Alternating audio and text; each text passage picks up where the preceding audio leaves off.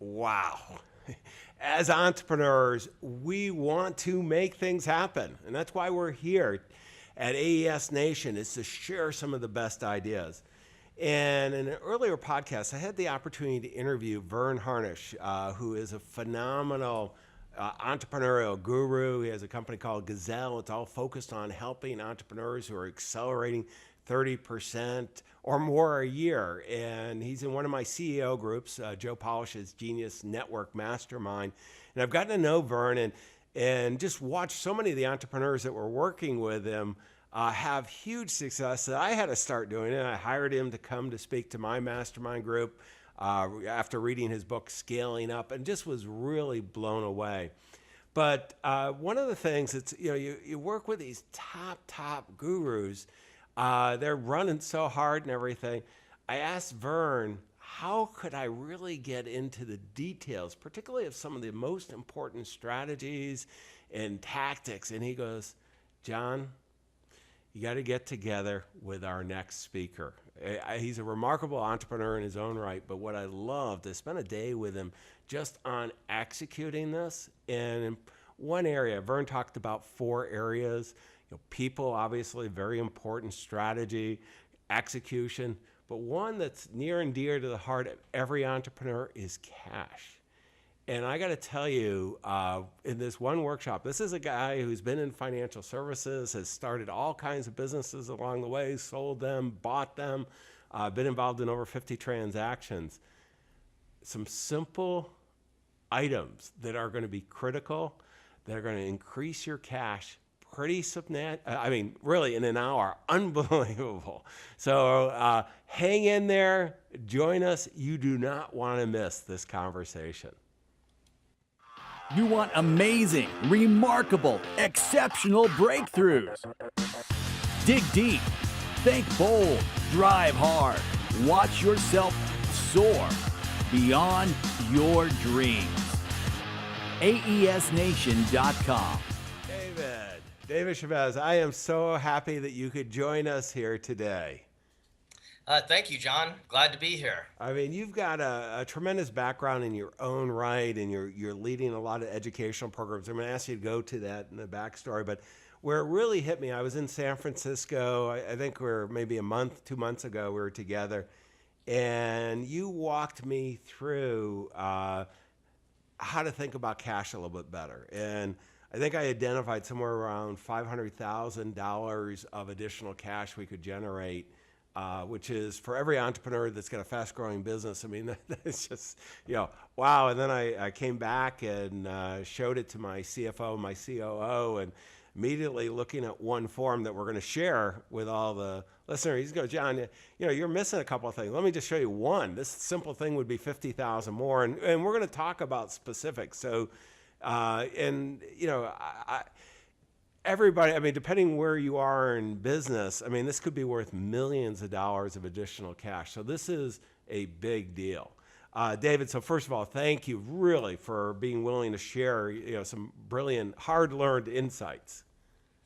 You're welcome. Glad to. One of the things I always love doing is getting a little bit of backstory, David, because everybody, how did, you didn't wake up at, I always say, at 5 going, cash is king. We got to preserve it. How did you get to where you are? Well, after college, I went to work with Arthur Andersen, worked with Arthur Andersen for about 5 years, spreading gaming, and that's because I'm from Las Vegas, so the gaming in the gaming sense of gambling, spread it throughout the world during the time. Was very fortunate to be there. It was a high growth time period. I learned a lot of valuable information. Worked on 5 IPOs while I was there. So I got a lot of really good insight on how cash works and how businesses operate and what makes them successful. Went on and worked for a wealthy family, buying and selling companies and taking care of all their financial needs from a wealthy family standpoint. And then started my own CPA firm that I grew and sold off about 7 years ago before I became a Gazelle certified coach. No, that's great. I mean, one of the things I always love as an entrepreneur, if I'm going to work with outside, consultants, advisors, strategists, I love them to have walked the talk. I mean, it's one thing that I read a good book and now I'm going to show you how to execute. It's almost like learning how to play baseball by PowerPoint. It just doesn't seem to work. But it was really clear when you started presenting that you have gone through these life lessons and even more importantly, guided many firms of scale through this. So, let's dive in, David. I mean, when I look at it, one of the things that really resonated with me in the book is Vern starts, there's a chart where there's 28 million businesses. And he keeps on going through these valleys of death. And I think at 50 million of revenue, it's about 17,000. And if we go to public companies, I think there's around 5,000 in the U.S. So, I mean, there's a lot of valleys of death. And many of our listeners or viewers here at AES Nation feel like, hey, I'm in the middle of the valley of death right now. I've made that one point where, I've now got $1 million of revenue, 5 million, 10 million, 100 million, or so on. And going to that next level is just, it's really hard. And cash gets eaten up during these valleys. I mean, kind of give that whole perspective, because you've written some blog articles on this as well. Yeah, and this is really important, I think, in the growing a business. And I definitely have learned this from being there and done that. There's nothing like being a CPA and almost going broke. And the feeling of, I always say, unless you lied awake at night and staring at the ceiling and you wake up at 2 o'clock in the morning and you have no cash and you have $100,000 payroll tomorrow, you have no idea what that's like unless you've done it. So unfortunately, I was there at one time and I did it. I've done it a couple times early on in one very successful investment firm with my partner who was a CPA and had a similar background to yours. And there were two other partners. And I just, we had decent net worth and we had gone through most of our cash and the business was growing at 70%. And that's why your conversation so resonated with me, because hey, we were a darling. I mean, represented by a whole bunch of the great, professionals. We had investment bankers chasing us, and we had no cash. And I'll just leave it that it was one of the most exciting periods of my life and scary periods as well. We ended up selling for a lot of money, but it could have changed overnight had we not really done some of the lessons that you shared. Yeah, and that's my goal today is to help entrepreneurs not go through the problems that I ended up going through and help them through those lessons. And where it was really valuable for me is I was one of the early adopters of the Gazelle system when it first came out and Vern first introduced it. And it changed my firm and changed my world. And I think one of the tools that resonated with me most was the cash sheet that we have, and it's the cash conversion cycle. And so let me just pull it up, David, and we're going to share with you at the end how you can get. I mean, one of the things I was so impressed with Gazelle is that they open source. I mean, not only in English, but almost every language of business. These forms are available. And, we're talking about the very top here, the cash conversion cycle, A being sales, B being make, production, inventory cycle, C, delivery cycle, and D, billing payment cycle. And this form is just, it's remarkably simple, but really powerful.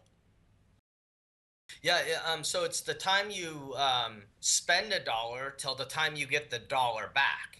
So it's that gap of time that goes by in that. And what makes the form so powerful, it's like as a CPA, so I'd helped a lot of people with cash. I'd helped a lot of people with improving their financial position. But looking at this form and the simplicity of it, blew my mind the first time I looked at it. And what it does is it really shows you the areas you need to be focusing on to get your cash in line. So what's the time I spend $1 till the time I get $1 back? Businesses need to understand that time gap. And that's really critical. If I'm turning $1 3 times in 1 year, how do I turn it 4 times in 1 year? I can eliminate the mistakes in my cycles. I can speed up the cycles, or I can improve my business model. And that's actually on the form over to the far right columns of the form. So when I'm going through each cycle, I want to think about those things. So the first thing is the sales cycle. So in the sales cycle, you have got to think about it in a way of, how do I speed up that cycle? If my cycle is 9 months to if I'm a service business and to sell a client, it takes me that long from the time I introduce to them till the time I get them on as a client of mine. I have to figure out how to speed up the cycle. And how I do that is start to think about what is holding them up from working with me. What's stopping them from working with me and not purchasing from me? And I have to be brutally honest with myself. And that, so in that conversation, I have to figure out what's holding them up. And so that's improving my model. What information do they need that I'm not giving in the selling process that they may need to help them make the buying decision faster? Yeah, and David, let me give you some examples of this too, because I'm sitting in the workshop, and we consult for some of the biggest financial service firms and the most successful financial advisors, as well as we have another group on the entrepreneurial side. But it was really hitting me as I went through this, because you think of the client pathing that we all have, and as we're doing it, how it works, and it comes together. It's pretty amazing. And if we could shorten some of the marketing and sales cycle, so you gave the example of a 9-month cycle. I mean, what value would it have if we cut maybe 2 months out of that? How hard would that be? I mean, the cash that would free up because of that is huge. And, what could we do, for example, to incentivize people to make earlier decisions? How could we help? Usually you get a champion inside the corporate. Are there some tools that you could have to be able to provide those insights? So often whether you're doing professional services or widgets, they're going ahead and you sell someone, but they have to sell a group. And they're not going to be as good as salespeople as your best salespeople. So you start identifying the tools, the methodology, the offer, how you can make it more irresistible to accelerate it. And this is something, David. I mean, I saw we were in a workshop of maybe about 20 of us, and everybody's writing down, because once they started, they hadn't thought of it that way. And you just pointed out the value. I mean, this is a simple concept, but the value is pretty big. Right. And it's like I lived in the accounting world for years, where we wanted to make this real complicated, right? And it's not complicated. It's just being brutally honest with yourself that this is where your clients are getting hung up on making the buying decision. And when they don't buy from you, ask them where they're hung up, why they're not buying. And then when they say, oh, it's because they make up an explanation, say, no, really, why? So, Yeah. No, and I always find is you do why at least 3 times, and it's usually, okay, let me tell you the truth here at this point. yeah, exactly. So, as we're focused on these cycles, we're trying to accelerate them. I mean, we've got the sales cycle, we've got the, let me put it up on screen here. We've got the production and inventory type. And it's going to depend. I'm in a service business, and we were just thinking, because we're growing so much, having the virtual bench of new contractors in our case, but also, deciding on a product development. How much are we going to do over the time period? Delivery cycles. Making sure consistent experience to get the results, and how could we, make it happen quicker. And then billing. I mean, this was one. It was kind of interesting because we're a virtual company. Sometimes I worry that people don't think, we're capable. We don't have the big office building, so they go, geez, am I going to get paid right away? Well, we pay instantly. I mean, everybody's paid within 5 business days. And, most of our larger vendors, I think they could care less. And by just making, my CFO goes, John, if we did 30 days, it'd be $100,000 to $150,000 of cash, maybe a little more than that even. And it was like, oh, we should think about this stuff too. I want to pay my small independent contractors. They really appreciate, because so many of their big businesses take 60 days to pay them. But, again, just without the sheet and this discussion that you led, I think you created probably in that room an extra 10 million of cash, if not more, sitting around. Yeah, because we have a couple of pretty large companies in there, and they were writing pretty aggressively, just because you're getting out of your way of thinking. Because it's that concept of being in the business and not taking a step back out of the business and looking at it from the outside in. So, Well, and it's challenging to do. So, well, so help me out. So we want to have more cash so that we can get through the valley of death. Got that? Okay, we're going to speed up all these cycles. How would you recommend to your fellow entrepreneurs who are listening to us on the podcast, or maybe they're on one of the video podcasts or at aesnation.com, how would they execute on this with their team? So first of all, you'd go to the gazelles.com website and you would download the cash form.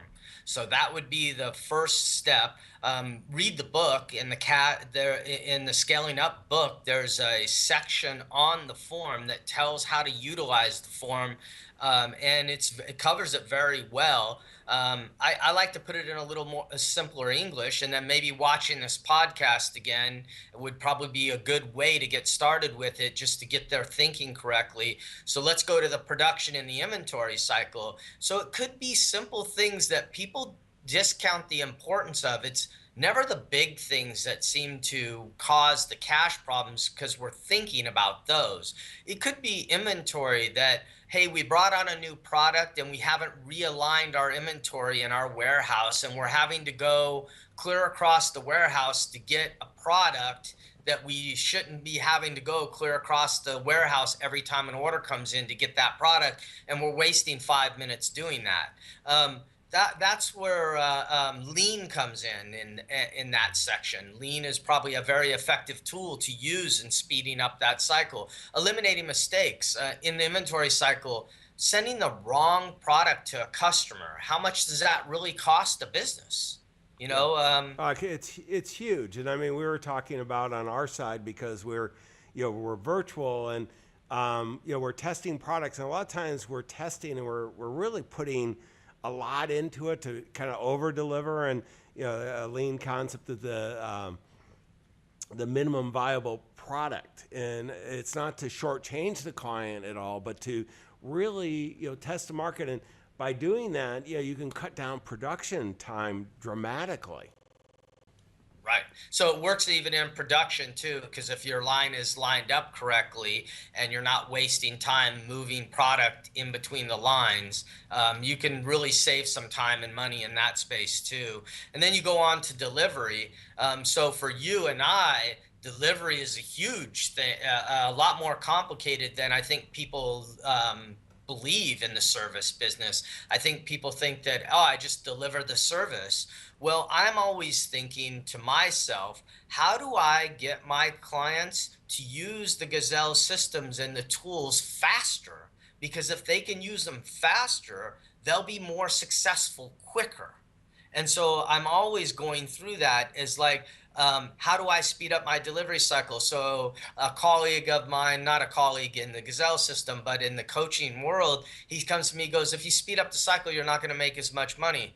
No, I'll make more money because I'll have more customers, because we'll be doing a better job with many more customers. So if you look at it the right way, you're accomplishing a better thing all the way around. And even in the financial services world, I have a lot of experience in it, because being in the CPA for years, it's how do I deliver what my clients need, the return they need quicker, so that they feel comfortable working with me. And because I have other research in this space, as well as a lot of other entrepreneurial spaces, most businesses, it's 50, service related, it's 50% of new business comes from referrals. And, one of the big things in going ahead and, taking care of this delivery cycle and making it more valuable so they get results is, boy, your ability to really have that grow your business is huge. You've got to be referable. And if you're not delivering a great experience, and yeah, stretching out in consulting, so our consulting engagements are 1 month longer, sounds like, well, that would generate more revenue. Yeah, no, it won't. If you can get people results immediately, they're going to write a big check to you, and they're going to sing your praises and share your stories with their business associates and friends. So I'll share something I've learned in this business, because I feel we're in a similar type of business because we're offering services. When you're offering services, find out your client's expectations up front. It's different for every single person you're dealing with. And when I find that expectation out up front, I can deliver it faster. And so that's where I always focus my time and attention is what are they expecting from me and how do I give it to them quickly? And what I share with my clients is look, if you don't get 100% return on your investment the first 3 months you're working with me, don't work with me anymore. Where do I start? This sheet that we're going over right here. You said there was millions of dollars probably in the workshop that we had 20 people in. That's a very common way to help them get their really good return on their investment of coming to a workshop that we do. No, there's no question that's a huge value. And I think that's the part, if you can give value early in the process, no matter whether you're selling widgets or professional services, and then over deliver, it just works so well. But as we're going down the cycle, the last part is the billing and payment cycle. And where are you seeing, David, that companies are getting smarter in this? They're using technology, using emails for invoicing, using emails to follow up. But I think that in the email world, we've forgotten some of the basic things. And what I mean by that is that when I go into a company and they're having trouble collecting, most of the time they're not picking up the phone and making a phone call. That human interaction still has a lot of weight in it. We're all so buried in email anymore. Just picking up the phone call, just start getting somebody to call. Just getting people to call. I have a client that just went through this process, and they collected over half of their outstanding receivables, and some of them were over 6 months old. The people just didn't know, and they said, well, we've been emailing. They said, oh, well, I didn't see your email. So. Yeah, no, I am always amazed on that because we have I don't know the exact dates that we call, but we do call, and we've got one of our senior people that actually make the calls, on anything material. And it's just amazing how often we get it within a day or two of the call, even though, there's been a steady, exchange and everybody can do it electronically now. It's just not happening. And that call, that touch to speed it up is just so important. The other thing that, as I was looking on this, we were talking and I saw a number of the other guys at my table. We were going, geez, all of a sudden we started thinking, how inelastic or elastic our pricing was in our business models. And, because that would make a difference in cash or the terms that we're doing, whether we want lump sum or in some of our businesses, we're doing monthly payments. And there's different ways of incentivizing that, and that really caused a lot of discussion. Right. So we have a sheet also in the Gazelle's system where it's called the power of one. And let me put it up on screen. This was one of those that I looked at and I'm like, whoa, there's some good ideas here. Yeah, want to go back to the other sheet just for a second while you're pulling up that one. And I just wanted to say, like in the billing statement cycle, when we're talking about picking up the phone and calling. So when I have this conversation with executive teams, I get the most common answer I get is we're doing that. Okay. Well, when I dig a little further, they may not be doing it exactly the way they believe they're doing it. And so it's always good to go back and evaluate how it's being done too. Well, and I think one of the mistakes, I had a call with one of my teammates just before getting on this one where there was something that was broken. I'm CEO of these, I've got a few companies, and I thought it was being done this way. And lo and behold, it's not. Yes. And the difference is material. So, shame on me, shame on the senior team that, and this happens. And this is where, just some of these little exercise, working with someone like yourself to kind of go through this, can be so valuable.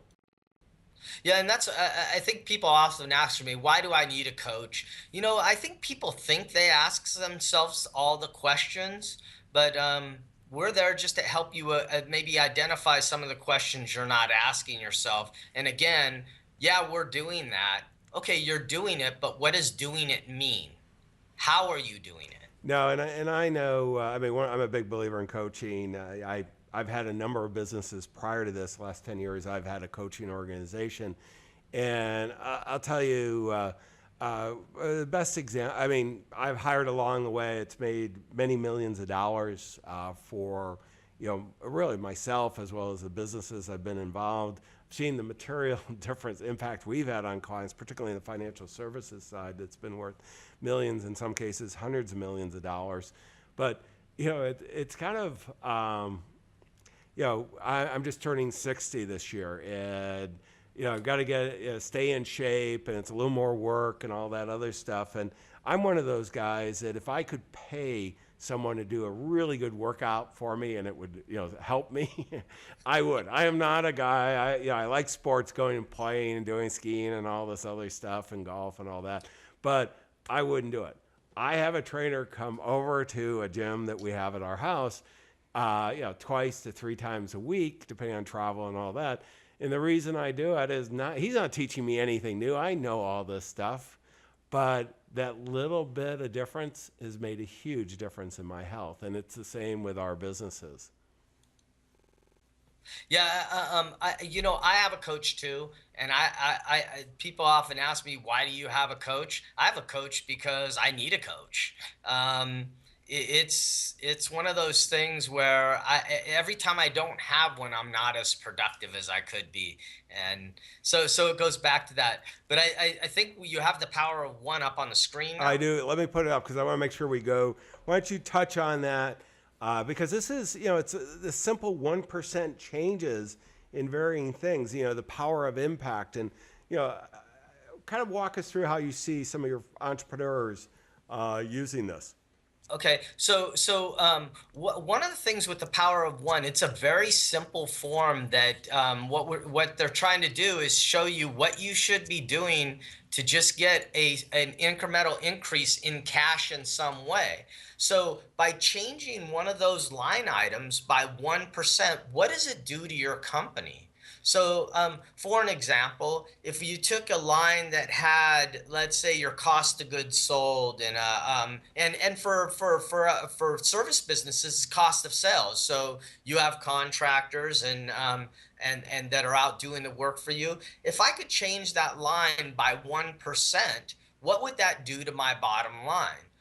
If I could change my revenue line by 1%, what would that do to my bottom line? How does so if you have all your fixed costs taken care of, if it becomes a variable cost and it drops right down to your bottom line. So let me just give an example. If I have $100 cost and $33 are my variable cost, I'm dropping $67 down to my bottom line. And until I hit that break even point, I may be dropping only $10 to the bottom line. But every dollar after I hit that break even point is dropping straight to my bottom line. So taking this worksheet and putting in the numbers and then coming down to the bottom and changing one by 1%. I think we were talking, and I think that there was a $50,000 really quick fix you could make. The CFO just looked at it and he says, "Oh, I love this sheet. Let me put that in." Okay, and it wasn't even a full percent. And he goes, Okay. Yeah, and he goes, this simple thing, 50,000, and then we got going, and I go, you know what? We got to make some time for this because I'm pretty motivated on this stuff, and this is again, just making the time to do it is just so important. Let me, one of the things that we're going to do is we're going to show you where you can get these resources and more. As a matter of fact, let's go to the next segment. book of the day. And, I would normally, David, I say, what's your favorite book? And you and I got together on scaling up Vern's new book. And Vern was just on the podcast, and you should listen to that podcast. And Vern does a great job explaining what Vern's writing about. But, I want, we're working on cash. What would be one, a book that you would recommend to your peers that would help them let's make it all entrepreneurial. That would be really material. Because, you've had the privilege of working with so many entrepreneurs and making a difference. It's funny because when people call our firm and hire one of our coaches and want to bring them in and have them help them with applying the Gazelles concept or just whatever they're looking for guidance and help with, it's funny because they hire us a lot for scaling up and getting the scaling up principles, which is the 40 framework is how Vern refers to it. And when we're going into companies and starting to put that into place, there's always one problem that's overriding being able to getting your one-page strategic plan completed. And that's the 5 dysfunctions of a team by Patrick Lencioni. Yeah, let me put it up on screen for those of you that are on the video podcast. And we'll have all the links at AES Nation. This is a book that's been around. It's pretty proven. I think 2002. It was out, and why do you recommend this one? Everybody that's David, everybody that's on this podcast has met at least one dysfunctional teams, and I'm pretty sure all of us have been on it. Some of us have caused it along the way, but boy, when you get a team that's just working really well together, that's in the flow, we've all been on great teams. The difference is huge. How can we use this book? Yeah, I love your question because it just makes me chuckle a little bit. I've sat in the room with really good teams, and sometimes people's perception of a really good team and the reality of a really good team are two huge differences. I think Lencioni really nailed it when he wrote this book and just getting the to the root of the problem. It's really about helping people understand that there's 5 dysfunctions in a team, and that first level is the trust level. And if we don't get the trust level within team, and he's talking about vulnerability, I think vulnerability is really important. Like, hey, I made a mistake, and it's my fault. I didn't do what I was supposed to do, and being candid. Because how many times have you ended up in a conversation that's a circle because somebody's going, I didn't do that, and they really did, but they won't admit it. And, it just sucks up a lot of our time and energy. But then you don't get to the next stage, which is that conflict stage, which really allows people to have a debate. John, you and I are on the same team, and you're my CEO. And I could say, John, you know what? I disagree with you. And you don't get mad about that. You want me to say that, and you want me to say that and tell you why I disagree with you. I want to understand. And that's where value is created.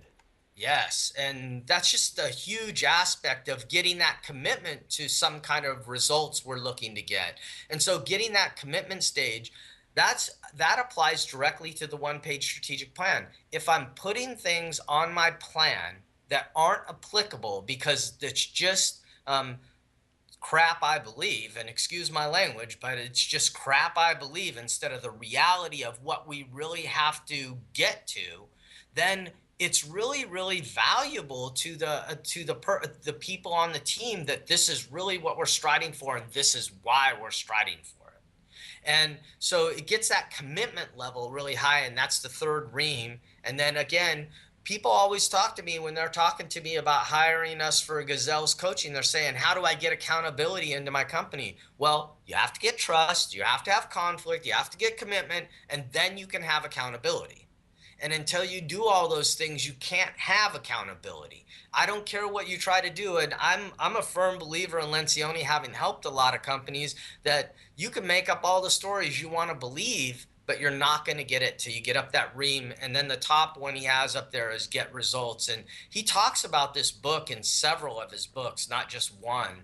And I'm a huge fan of his. I'm a huge fan of Vern's. I'm a huge fan of Lencioni. I think that as an entrepreneur, I think these guys just nailed some of the problems really well that I encountered. And so it really spoke, all these books really speak Well, to and me. this is one of the things I like, really about you, David, and really Vern. I mean, so many of the gurus get caught up in their own stuff, and it's just their stuff. Vern's, what I love is he puts all of the best players together, and you do too. And this is as entrepreneurs. I mean, this is one of the reasons why we created AES Nation, so we could have conversations directly with these people and get you thinking about that we don't have to figure it all out ourselves.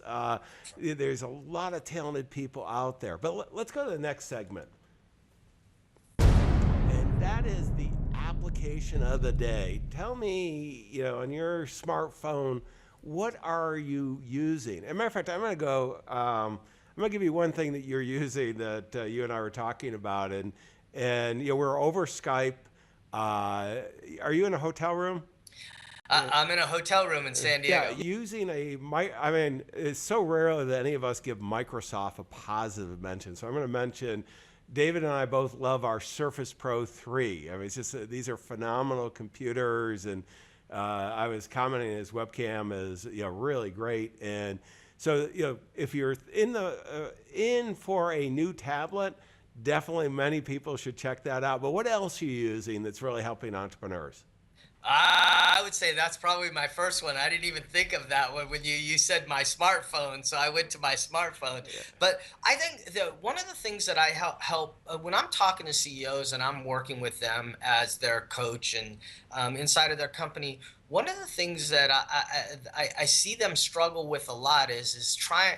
They're dealing with so many issues coming at them at one time, and so a lot of them talk to me, hey, I'm waking up in the middle of the night worried about a thing. And what I tell them is a piece of advice that I received at some point in time.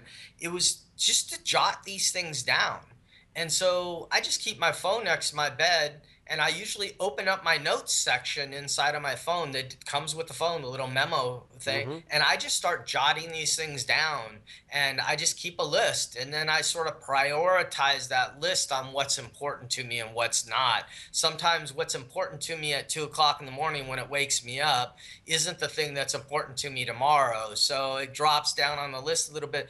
But what it does is this stuff clears your mind so you can go back to sleep, because now it's documented and your mind rests and you can go back to sleep then. No, that's great, and it's one. Whatever you use, everybody should do that. And let me go to the next segment, which is resources. And David, I'm going to pull up your website here.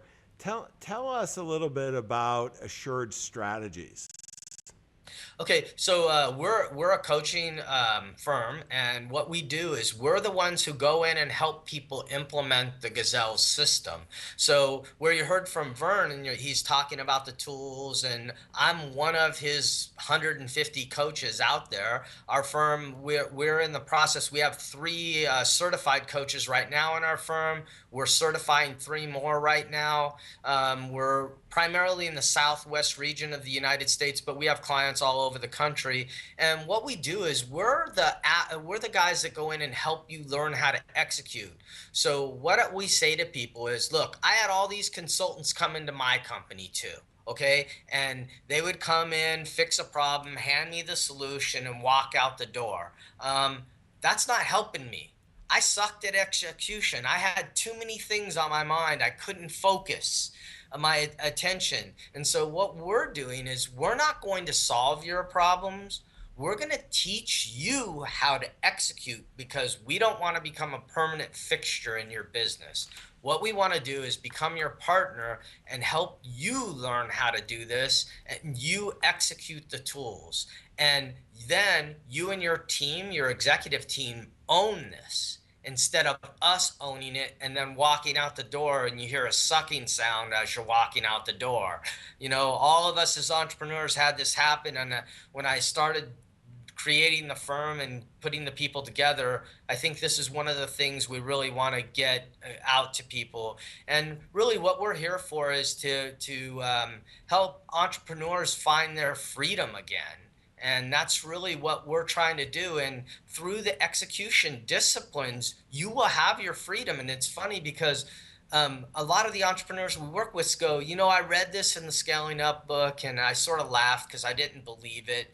And then they start doing this and they get their freedom back and they're going, I would have never believed that spending 2 hours on some disciplined activities every day frees me for the rest of the day so I don't have to be involved in every little aspect of my. No, we all want to build elegant and simple businesses, support our quality of life, and this really does it.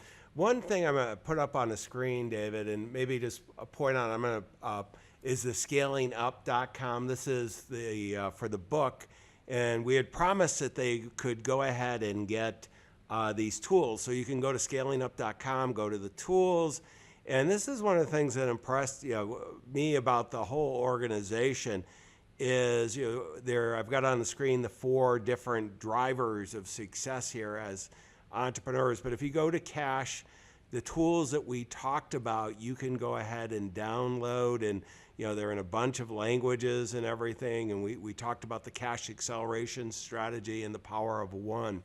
So David, this is, you guys have done an amazing job. And let me go to the last segment and bring it all together for our viewers and listeners.